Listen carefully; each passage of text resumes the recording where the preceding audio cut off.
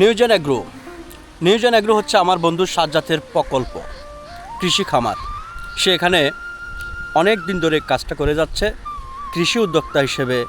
সে বেকারত্ব দূর করার জন্যে আমার সাথে পড়াশোনা করছে, ছেলে ভালো। সে এখন চারিয়ার পশ্চিমে ফিল ফায়ার রেঞ্জের উত্তরাংশে একটা পাহাড়ের ঢালুতে সে কৃষি কাজ করতেছে, বিভিন্ন ফসল ফলাদি আবাদ করছে।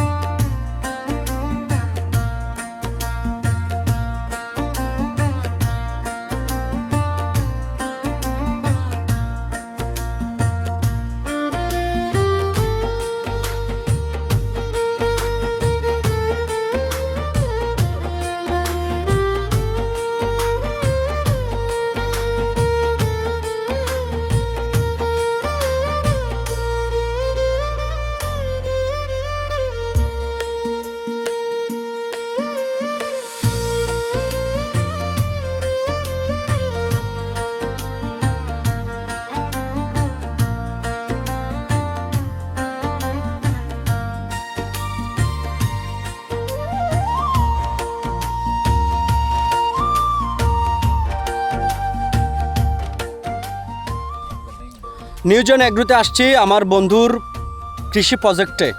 সেখানে এসে দেখছি এখানে বিভিন্ন ধরনের শাকসবজি সে রোপণ করেছে।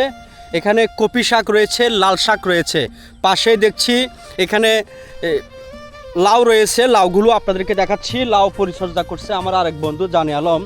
এই যে কী সুন্দর লাউ হয়েছে এখানে। আসলে শিক্ষা জীবনের পর মানুষ এভাবে কৃষি উদ্যোক্তা হয়ে কাজ করলে আমার মনে হয় দেশে কৃষি উৎপাদনে মানুষ এগিয়ে যাবে।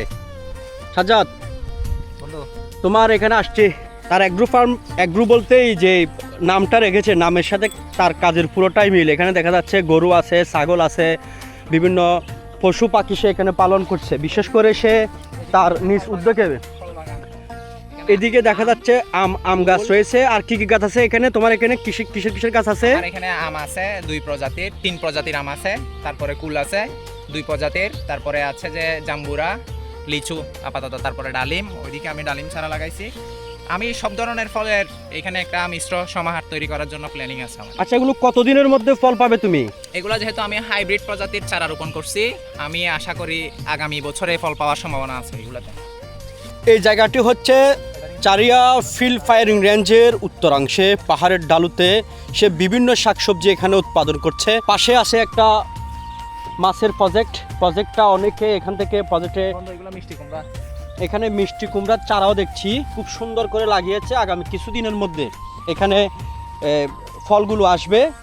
তোমার এখানে কি কি আছে দোস্ত? বন্ধু, আমার এখানে আছে এই যে কফি শাক, লাল শাক, ধনিয়া পাতা, তারপরে মূলা, পেঁপে, তারপরে বেগুন, তারপরে ওইদিকে আছে লাউ, তারপরে লেবু। এখন আমরা নতুনভাবে প্রজেক্ট তৈরি করতেছি, এটা করতেছি তরমুজ। আচ্ছা, গত 3 মাস আগে এসেছি, আছে দুন্দল। গত 3 মাস আগে এসেছি, তখন হাটহাজারী উপজেলা কৃষি কর্মকর্তা এসেছেন।